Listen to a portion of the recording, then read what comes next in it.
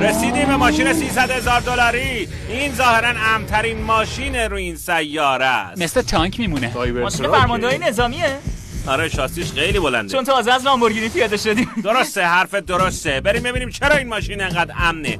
اول از همه این شیشه‌های ضد گلوله‌شه که خیلی هم قطوره. این ماشین همچنین یه ذره ضد انفجار مجهز که بدن آزمایشش قطع داره. قال میخوای دکمه رو فشار بدی؟ آره خیلی دلم میخواد. میخوای دکمه دودزایی رو بزنی؟ دود میکنه. عجب چیزیه. عملاً یه پرده دود ساخت. نگاه کنی. وای من الان کارت دودیم. مامانم خفم میکنه.